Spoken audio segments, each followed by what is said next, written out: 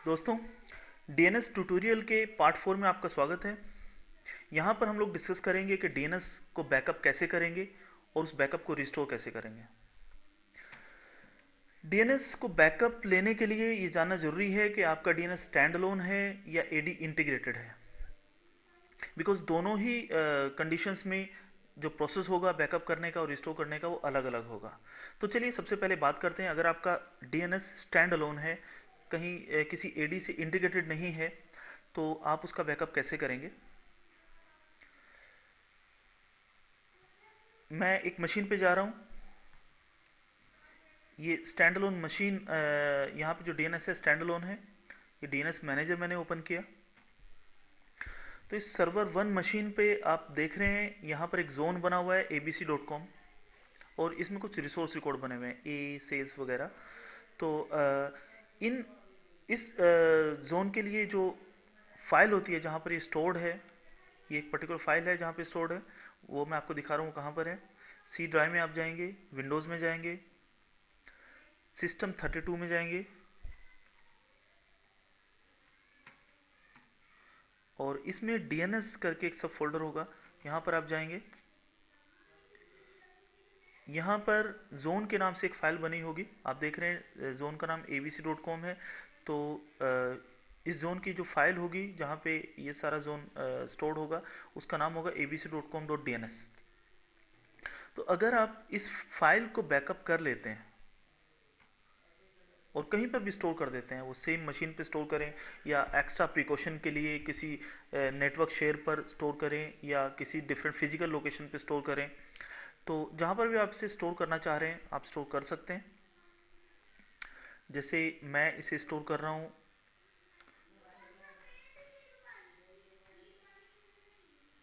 C drive में, मैं इसे स्टोर कर रहा हूँ।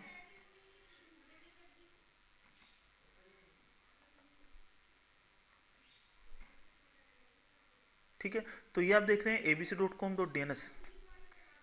तो ये फाइल मैंने इसे स्टोर किया। अब अगर गलती से मेरे से ये जोन डिलीट हो जाता है, या कई बार हो सकता है डिलीट नहीं भी हो, मुझे इस जोन को कहीं दूसरी डीएनएस सर्वर पर रिस्टोर करना है, तो दोनों ही कंडीशंस में या तो इसी मशीन पर रिस्टोर करना है अगर जोन डिलीट हो गया है, या फिर कहीं किसी दूसरे मशीन पर एक डीएनएस बनाना है, वहाँ पर मुझे सेम जोन चाहिए। तो दोनों ही केस में कैसे करेंगे ये मैं आपको बता रहा हूँ। तो चलिए डिलीट करके देखते हैं। ये जोन मैंने डिलीट किया, आप देख रहे हैं डिलीट हो गया है, और ये मेरे से यहाँ से भी डिलीट हो गया है जहाँ पर एक्चुअल में इसकी फाइल स्टोर्ड है। ठीक है, तो अभी ये जोन मेरे पास कहीं पर भी अवेलेबल नहीं है, तो मुझे इसे रिस्टोर करना है। तो मैं क्या करूँगा, मैं उस लोकेशन से इसे कॉपी करूँगा जहाँ पर ये एक्चुअल में मैंने कॉपी किया था, स्टोर किया था, बैकअप जहाँ पे लिया था। तो आप जानते हैं कि सी ड्राइव में लिया था, तो मैं सी ड्राइव पे जा रहा हूँ। यहाँ से जोन को मैं कॉपी करता हूँ, और जो इसकी डिफ़ॉल्ट लोकेशन है सिस्टम 32 में डीएनएस फोल्डर, यहाँ पे मैं इसे पेस्ट करता हूँ। तो जोन फाइल आ गई है, लेकिन डीएनएस में इसकी एंट्री नहीं हुई है। तो ऐसे केस में मुझे क्या करना पड़ेगा, एक नया जोन मुझे क्रिएट करना पड़ेगा। नेक्स्ट, किस टाइप का जोन है, प्राइमरी सेकेंडरी स्टब, वो आप सेलेक्ट करेंगे। ये प्राइमरी जोन था।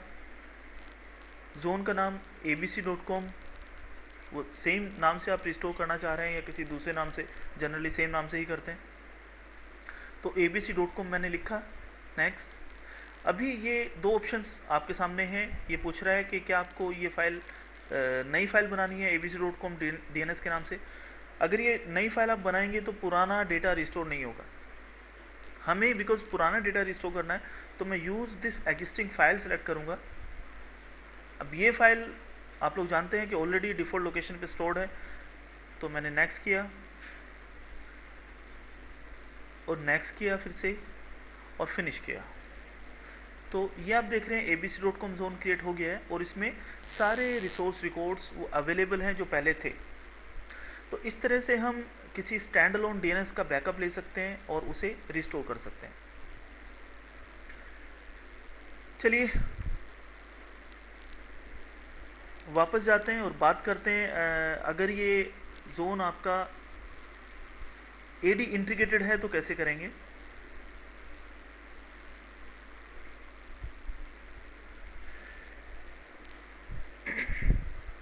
एडी इंटीग्रेटेड जोन में बिकॉज आपका यहाँ डीएनएस किसी एक सिस्टम पे ना होके कई सारे डीएनएस सर्वर जिन जिन डोमेन कंट्रोलर पर आपने डीएनएस इंस्टॉल किया है या फिर जितने भी डोमेन कंट्रोलर्स हैं जो आपके डोमेन में अवेलेबल हैं उन सब पर डीएनएस डिस्ट्रीब्यूटेड रहता है।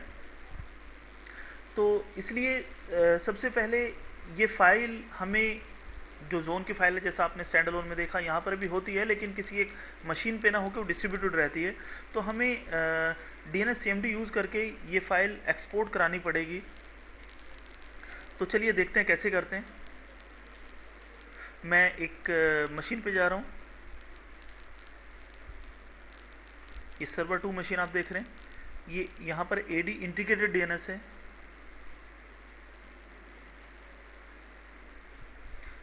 मैं डीएनएस मैनेजर ओपन कर रहा हूँ।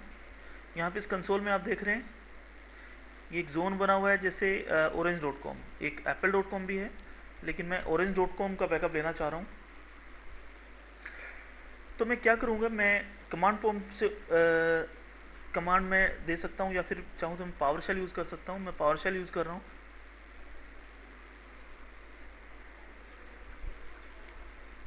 यहाँ पर मैं लिखूँगा DNS CMD। इसके एक ऑप्शन है तो फ्रंट स्लैश के साथ मैं लिखूँगा जोन एक्सपोर्ट।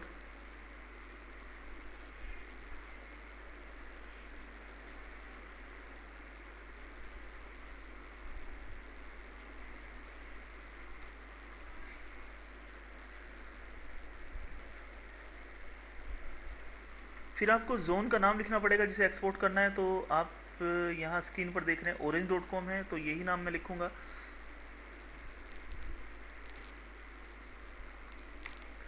इस जोन को किस फाइल में बैकअप कराना है उस फाइल का नाम आप लिखिए।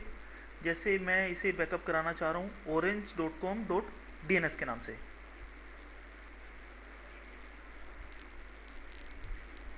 आप चाहें तो एक्सटेंशन DNS के बजाय कुछ और भी यूज़ कर सकते हैं जैसे बैक, लेकिन उस केस में आपको वापस ये रीनेम करनी पड़ेगी फाइल DNS में।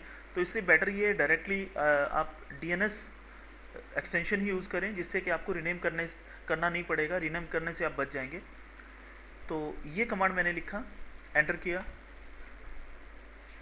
तो कमांड कंप्लीटेड सक्सेसफुली ये बता रहा है। इट मीन्स कि एक फ़ाइल में ये एक्सपोर्ट हो गया है। चलिए देखते हैं कहाँ पर एक्सपोर्ट हुआ है। इसने लोकेशन भी बताया, सी में विंडोज system32 DNS में ये फाइल बनी है orange.com.dns। तो चलिए देखते हैं इस फाइल को।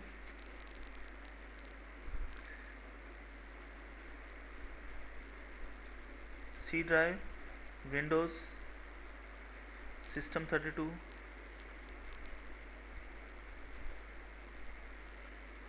में DNS।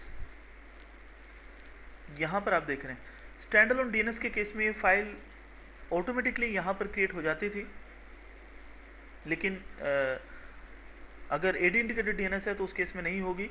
तो जो कमांड मैंने यहाँ पे आपको दिखाई उससे ही फाइल यहाँ पर क्रिएट होगी। अब आप बिल्कुल स्टैंड अलोन की तरह से इसे कॉपी कर सकते हैं, कहीं पर भी जहाँ चाहे जिस लोकेशन पर भी चाहे इसे बैकअप ले सकते हैं। तो मैं इसे कॉपी कर रहा हूँ और किसी दूसरी लोकेशन पे इसे स्टोर कर रहा हूँ। तो बेटर ये है कि मैं इसे अगेन सी ड्राइव पे इसका बैकअप ले रहा हूँ।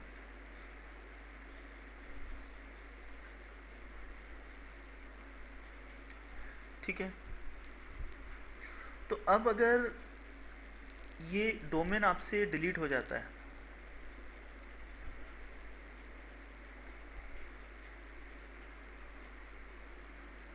यस यस, तो आप देख रहे हैं orange.com यहाँ से डिलीट हो गया। और अगर ये जो डिफ़ॉल्ट लोकेशन है वहाँ से भी डिलीट हो जाता है तो भी कोई प्रॉब्लम नहीं है। ये system32 DNS से भी मैं इसे डिलीट कर रहा हूँ।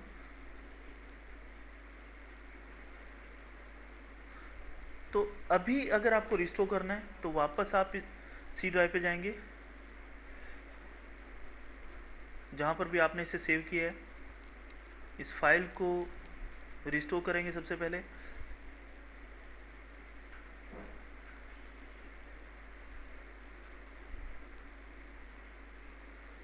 ये डिफरेंट मशीन पे भी चाहे तो आप रिस्टोर कर सकते हैं।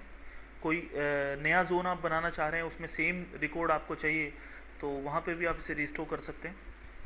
तो एक बार ये रिस्टोर हो जाए तो आप कैसे इस जोन को एक्टिवेट करेंगे या कैसे ऐड करेंगे वो मैं आपको बता रहा हूँ। तो फिर से आपको DNSCMD कमांड यूज़ करनी पड़ेगी। यहाँ पर आप कमांड देंगे जोन ऐड, जोन का नाम जिस नाम से आप ऐड कराना चाह रहे हैं, ये जोन प्राइमरी है या कौन सा जोन है वो आप लिखेंगे।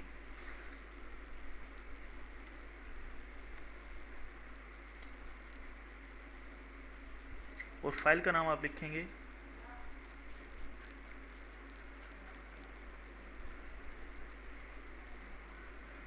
तो फाइल का नाम है orange.com.dns। लेकिन याद रखना है जब भी आप इसे जोन को ऐड करा रहे हैं इस कमांड से, तो ये जो डिफ़ॉल्ट लोकेशन है system32 DNS, उस पर ये फाइल आपको कॉपी कर देनी है उससे पहले, अदरवाइज़ ये कमांड नहीं चलेगी, बिकॉज उससे फाइल नहीं मिलेगी। या फिर आपको इस फाइल का कंप्लीट लोकेशन देना पड़ेगा और स्लैश करके आप लिखेंगे लोड। ये लोड हो गया है। DNS पे जाते हैं, एक बार इसे रिफ़्रेश करके देखते हैं। अभी नहीं आया, रिफ़्रेश करते हैं।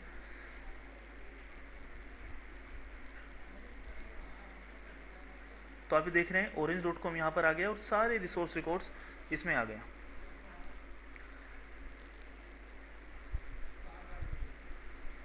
तो ये था AD इंटीग्रेटेड जोन को बैकअप लेना और उसे रिस्टोर करना।